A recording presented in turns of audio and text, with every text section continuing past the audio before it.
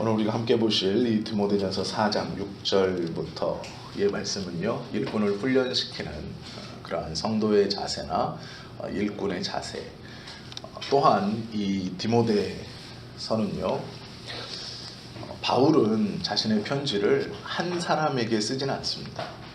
교회 공동체에게, 한 지역에 있는 교회에게 보내는 것이 일상적이었습니다. 그런데 유독 이 디모데에게만큼은 개인적 편지를 씁니다. 이 디모데 전서와 디모데 후서 두 번의 편지를 바울은 보내죠.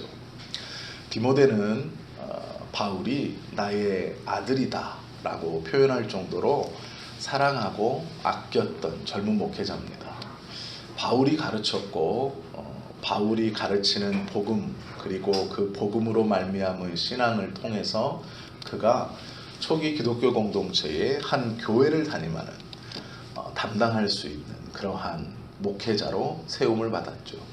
아마 디모데는 지금 우리 성도님들이 보시는 저와 같은 그러한 교회의 공동체를 통해서 안수를 받은 최초의 목회자일 것입니다.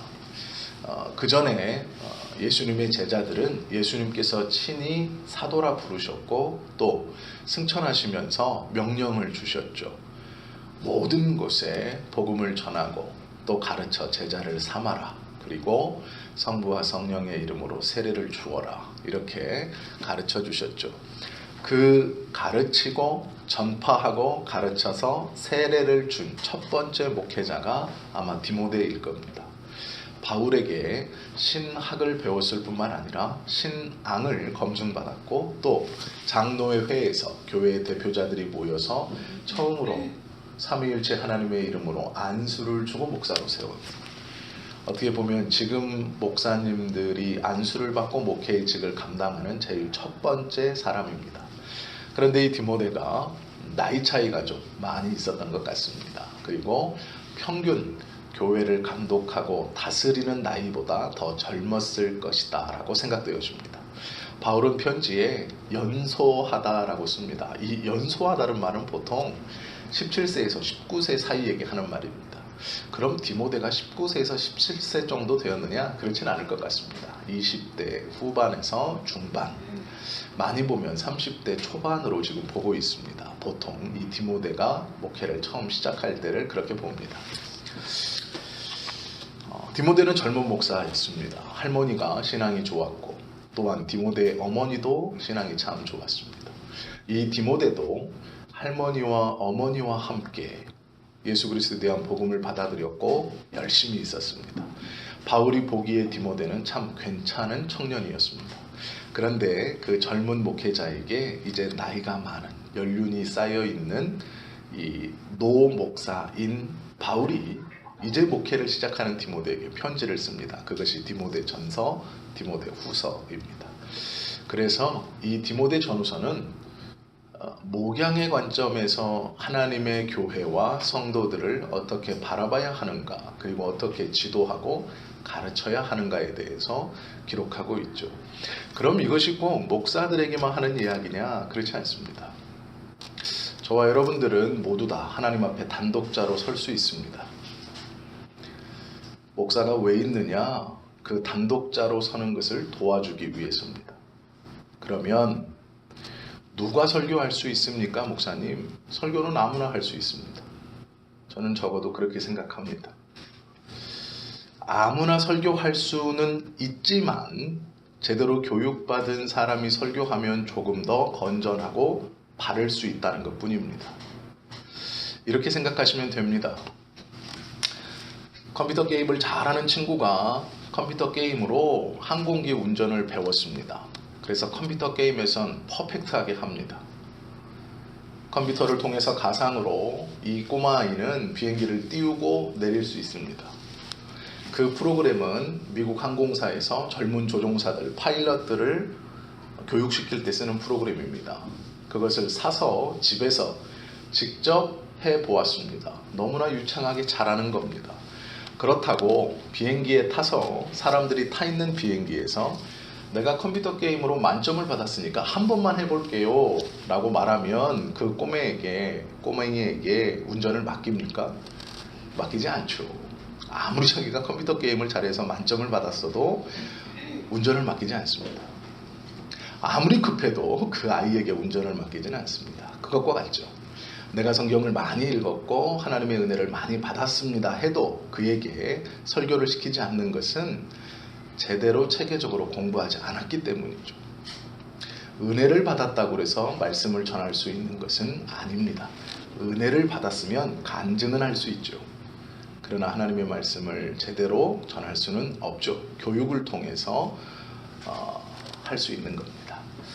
운전면허가 없는 사람에게 운전을 맡기지 않는 것과 같은 이치죠. 제가 운전을 잘합니다. 그래도 운전을 맡겨서는 안 되죠. 자격이 없기 때문입니다. 그러나 교회는 종종 자격이 없는 사람들을 설교자로 세웁니다. 그래서 문제가 되는 겁니다. 자격이 없는 사람을 설교자로 세우면 자기가 잘하는 이야기를 합니다. 속칭 돈 잘 벌고 성공한 이야기를 하게 되죠. 그리고 그것을 성경의 말씀과 빗대어서 그것이 하나님께 복을 받아 세상적으로 잘 되는 것처럼 이야기하죠. 그것이 문제입니다. 제가 대학 때 98년도 2월부터 전도사를 시작해서 지금 2018년도 10월이니까 딱 20년이 되었습니다. 98년도 2월부터 교육전도사라는 이름을 달고 교회에 출석했고 한 주도 쉼 없이 그 명찰이 떨어지지 않았습니다. 20년 동안 군대에서도 훈련소에서조차도 예배를 도우며 있었습니다. 교도대에서도 군종으로 있었습니다. 한 주도 변함없이 교회 사역을 했고 교회와 가까이 있었고 속칭 교회밥을 먹으며 20년을 지냈습니다. 98년도에 조그마한 개척교회에 교육전사로 갔을 때 제가 대학을 입학하면서 군대에 갔다 오고 대학을 졸업할 때까지 그 교회에만 있었습니다. 근데 그 교회에서 한 성도님이 나와서 간증을 했습니다. 제가 한번 말씀드린 적이 있는데요. 이분이 교회에 들어올 때는 굉장히 어려웠습니다. 그러나 한 4년 만에 굉장히 큰 부자가 되었습니다. 사업에 성공했습니다. 그래서 간증하는 거예요. 자신이 사업에 망하고 하나님을 믿어 교회가 너무 좋아서 새벽으로 수요일로 금요일로 성경 공부 주일로 한 번도 빠짐없이 정말 열심히 나오시는 겁니다. 예수를 제대로 믿는다고 사람들이 생각했죠. 이분이 4년 만에 미용할 때 쓰는 재료, 즉 미용실에 납품하는 고데기라든지 그런 가위 이런 것들을 수출입하는 회사를 설립했는데 이게 대박이 난 겁니다. 돈을 많이 벌었습니다. 쫄딱 망해서 4년 만에 사장님 소리를 듣게 됐고 미국과 중국 등 자신이 만든 브랜드의 가위들이 수출되기 시작했습니다. 사업은 탄탄했고 교회에서 목사님이 간증을 시켰습니다. 한 40여 분 앉혀놓고 간증을 했는데 그 간증이 그겁니다. 저는 교회에 처음 와서 예수님을 믿을 때 아무것도 없는 사람이었습니다. 신용불량자였고 그런데 4년 만에 하나님을 잘 섬겼더니 이렇게 복을 받아 부자가 되었습니다. 제가 뒤에서 그 간증을 한 40분을 들으면서 점점점 벨이 꼬이기 시작했습니다. 왜 벨이 꼬였을까요? 부러워서요? 아닙니다. 그 간증이 잘못됐기 때문이죠. 뭐가 잘못됐을까요? 하나님을 잘 섬겨서 4년 만에 부자가 되고 성공했다는 것이 하나님의 은혜요 간증이 된다면 평생 주님을 믿어 부자가 되지 못하면 잘못 믿은 겁니까? 하나님의 은혜가 없는 겁니까? 그렇게 되는 겁니다. 그것이 하나님의 은혜라고 말한다면 그것을 온 교회가 칭송하고 찬송한다면 목회자가 그를 하나님의 복을 받았다고 추켜 세운다면 나는 10년을 믿고 15년을 믿고 20년을 믿었는데 아직까지 그렇게 큰 부자가 돼본 적도 없고 저렇게 사업을 성공해 본 적도 없는데 그러면 나는 하나님의 은혜를 잘못 받고 있는 것인가? 아니 못 받고 있는 것인가? 내 믿음은 잘못된 것인가?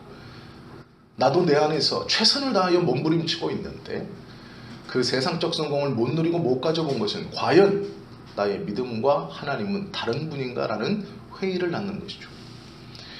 그것 때문에 저는 속이 베베 꼬이기 시작했습니다. 기분이 안 좋아졌어요. 그 생각이 아직도 납니다.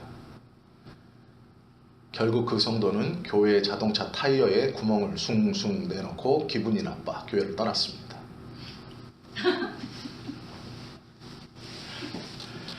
이유는 체육대회 때 자기가 수건을 했는데 목사님이 광고를 안 해줬다는 이유입니다.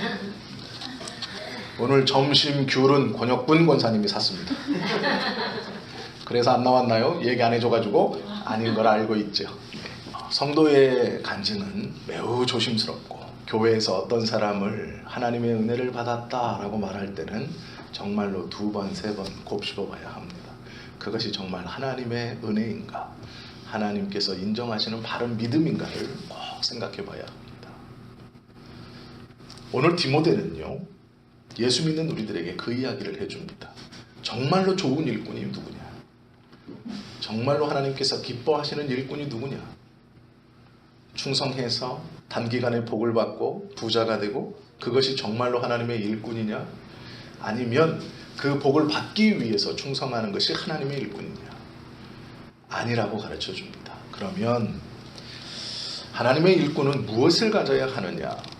그것에 대해서 오늘 이 디모데전서 4장에서는 설명합니다. 먼저는 정직성을 지녀야 한다라고 말합니다. 성실성을 지녀야 한다라고 말하는 것이죠. 바울은 12절에서 디모데에게 이렇게 권면합니다. 누구든지 내 연소함을 업신여기지 못하게 하고 내가 나이가 젊음을 업신여기지 못하게 하라. 그런데 방법이 있습니다. 그것이 무엇이냐면 오직 말과 행실과 사랑과 믿음과 정절에 있어서 본이 되라 라고 가르칩니다.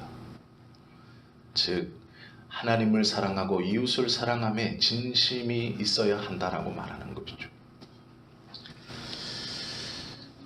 믿음의 성장이란 하루하루가 지남에 따라 조금씩 하나님의 성실한 인격, 즉 변함 없으신 성품을 본받는 겁니다. 어떤 분들이 이렇게 이야기합니다. 하나님의 은혜가 너무나 급해서 하루아침에 자신의 삶을 180도 바꾸어 주시고 자신의 성격을 180도 바꾸어 주셨다라고 간증합니다. 거짓말입니다. 제가 단언합니다. 거짓말입니다. 하나님에 대한 신뢰와 믿음은요, 오랜 시간 동안 조금씩 쌓여가는 겁니다. 열심을 내고 싶고 열심히 믿고 싶은 마음은 우리에게 누구나 다 있습니다. 그러나 생활이 정말로 열심히 믿는 자처럼 온전히 변해가는 것은 조금씩 교회 생활을 통해 말씀을 들으면서 내 안에 나도 모르게 축적되어지는 겁니다. 그래서 어느 순간 내가 그것을 억지로 붙들려고 하지 않아도 그것이 나의 삶에서 자연스럽게 이루어지는 것이 믿음의 성장입니다. 신앙의 연륜을 결코 무시해서는 안 됩니다. 교회 생활이 짧은데도 신앙이 좋고 헌신도가 높다면 그것 또한 눈여겨봐야 합니다. 그는 곧 지칠 것이기 때문이죠. 그는 곧 힘겨워서 쉬게 될 것입니다. 하나님께서 주시는 믿음의 건전한 성장 없이 헌신만을 하고 계시다면 힘에 겨워 헉헉댈 겁니다. 그것은 바른 신앙의 모습이 아니죠. 믿음의 성장은 하루하루가 지나면서 시간이 지나면서 하나님에 대한 신뢰가 조금씩 싹트는 겁니다. 그것이 공고해지는 겁니다. 그래서 기본적인 시간은 지나야 하는 것이죠. 19세기에 교회는 세상에서 주목을 받았습니다. 그리고 19세기의 교회는 세상에서 좋은 것, 선한 것에 앞장서는 곳이었습니다. 교회에서 하는 얘기들은 암울한 시대에 힘이 되었고 빛이 되었습니다. 이제 교회는 스스로 자정 능력을 잃어버렸다고 얘기합니다. 그리고 밖에서 들어와 강제적으로 개혁을 해야 한다라고 이야기합니다. 언론에서 지금은 듣고 있다라는 것이죠. 목사뿐 아니라 모든 성도가 하나님 앞에 정직하게 서야 합니다. 성실성이 있어야 됩니다. 진실함이 있어야 한다라는 것이죠. 이것이 성도의 조건의 첫 번째입니다. 이것이 12절의 말씀이고요. 두 번째는 14절에 있습니다. 내 속에 있는 은사 곧 장로의 회에서 안수받을 때에 예언을 통하여 받은 것을 가볍게 여기지 말라. 영적인 무기와 영성이 있어야 한다라는 것이죠. 언젠가부터 성도들은 식사할 때 기도하는 것조차 쓱 넘깁니다. 부끄러운 것이죠. 보이고 싶지 않죠. 직장에서 함께 밥을 먹을 때 기도하지 않습니다. 쓱 그냥 지나갑니다. 왜요? 이 일을 함에 있어서 내가 그리스도인인 것을 별로 드러내고 싶지 않은 것이죠. 그리고 내가 믿는 자라는 것을 별로 보여주고 싶지 않은 것이죠. 이것은 신앙의 문제뿐 아니라 영성의 문제입니다. 피하고 회피하고 싶은 것이죠. 아니요, 그러지 마세요. 술자리에서도 기도하십시오. 괜찮습니다. 하나님, 이 술 먹고 주사 없이 다음 날 건강하게 일어나게 해 주십시오. 하나님의 영광을 가리는 실수를 하지 않도록, 특별히 아내에게 했던 말 또 하고 하지 않도록 도와주십시오 하고 기도하고 드셔도 됩니다. 목사님이 술을 먹어도 된대, 그게 중요한 게 아닙니다. 술을 드셔도 됩니다. 그러나 그때에도 기도하십시오. 하나님 앞에, 하나님, 술을 먹습니다. 그러나 이 술 때문에 다른 사고가 일어나지 않도록 하나님 붙드시고 도와주십시오. 하십시오. 그렇게 기도하시다 보면 어느샌가 술자리도 줄게 되고 술도 끊게 됩니다. 제가 지금 극단적인 예를 드린 것이지만 우리가 그리스도인이라는 것을 밝히지 않고 싶을 때가 참 많이 있습니다. 신앙을 갖고 있다는 것은 하나님을 좀 자랑스러워 하시는 것이죠. 그렇게 자랑스러워 하셔야 되죠. 그것이 맞죠. 그런데 하나님이 부끄럽죠. 하나님이 부끄러운 게 아니라 엄밀히 말하면 하나님을 그렇게 믿고 있는 내가 부끄러운 겁니다. 그래서 안 믿는 것처럼 보여주고 싶으시죠? 상황은 이해가 가나 우리 하나님은 그것을 원치 않으십니다. 하나님이 우리의 행위를 보고 우리를 선택하신 것이 아닙니다. 우리가 비록 빌어먹을지언정 그 빌어먹는 것 안에서도 하나님께 감사한다면 하나님은 그것을 기뻐하시는 분입니다. 어느 곳에 있든지 어떠한 장소에서 어떠한 시간을 보내시든지 하나님께 도움을 구하십시오. 예수님은 성공하기 위해서 믿는 도구가 아닙니다. 우리의 생활에 하나님께서 도와주시는, 또한 우리가 그 하나님을 자랑스러워하는 것, 그것이 영성입니다. 영성은 대단한 게 아닙니다. 착각하시고 오해하시는 부분은, 영성은 기도하면 이루어지고 병자를 위해 기도하면 그 병이 낫고 귀신을 쫓아야 영성이 있는 것이 아니라 하나님을 부끄러워하지 않는 것, 그것이 영성입니다. 내 안에 성령께서 내주하신다는 증거는 하나님의 말씀을 들을 때 그 말씀이 믿어지는 것이 첫 번째이고, 그 하나님을 부정하지 않는 것이 두 번째입니다. 그게 영성 있는 사람입니다. 그의 삶에서 하나님을 증거하고 살아간다면 그는 기적과 이적을 행하는 사람보다 영성이 더욱더 좋은 사람입니다. 비록 그가 술자리에 있지만 하나님 앞에 그 술자리를 위해서 기도할 수 있다면 그는 영성이 탁월한 사람입니다. 존중받아 마땅한 신앙인입니다. 그가 비록 교회에 있지만 하나님을 부끄러워하고 있다면 그는 그 하나님을 부끄러워하는 자기 자신을 부끄러워해야 하는 어리석은, 아직은 부족한 믿음의 소유자입니다. 우리의 생활 아래 영성이라는 것은 거창하게 다가오는 것이 아닙니다. 우리가 하나님을 인정하고 있느냐, 그 하나님을 어느 순간, 모든 순간 붙들고 있느냐가 우리의 영성이 있느냐 없느냐를 말씀해 주시는 것이죠. 마지막은 7절입니다. 상식 있는 성도가 되어야 하죠. 망령되고 허탄한 신화를 버리고 경건에 이르도록 내 자신을 연단하라.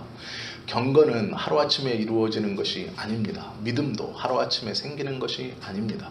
꾸준히 연단, 훈련하는 것이죠.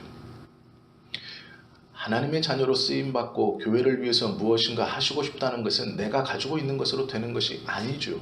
가지고 있다고 다 되지 않습니다. 훈련하는 겁니다. 습관을 들이는 겁니다. 예수님에 대해서도 예수님이 기도하시러 가시는 것을 그가 습관을 쫓아 저녁 무렵 기도하러 산에 가시더라 기록하고 있습니다. 습관을 쫓아, 습관입니다. 매일매일 반복하는 것이죠. 상식적인 성도라는 것, 한 가지를 좀 말씀드리고 싶습니다.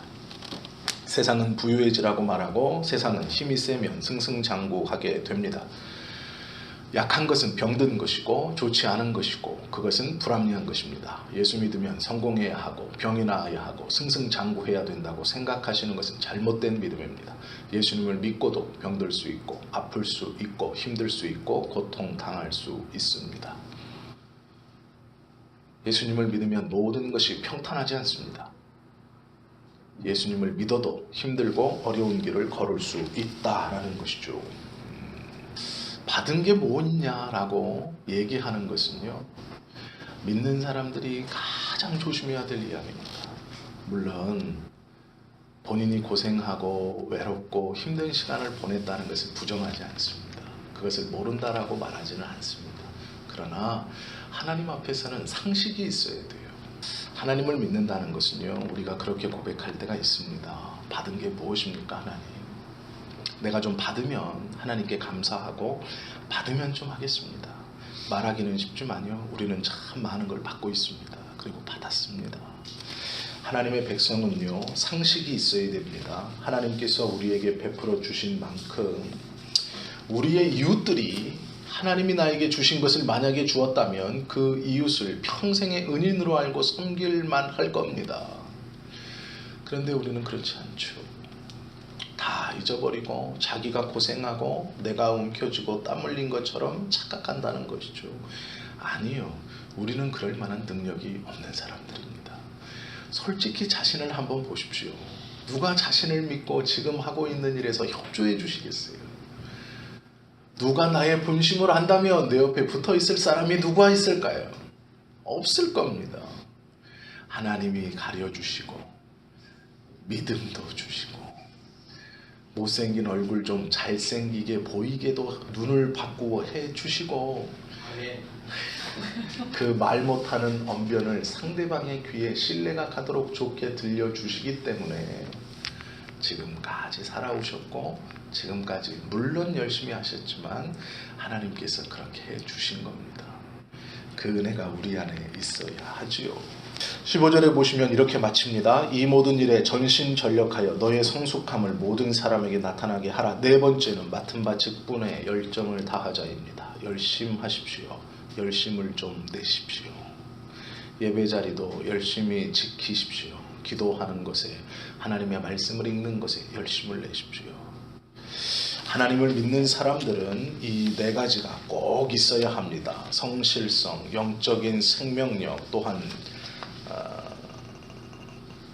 상식 있는, 그리고 열심, 이것이 있어야 됩니다. 하나님 앞에서, 세상 앞에서 성실하십시오. 정직하십시오. 또한 하나님을 부끄러워하지 마십시오. 그리고 상식을 좀 가지십시오. 저도 마찬가지입니다.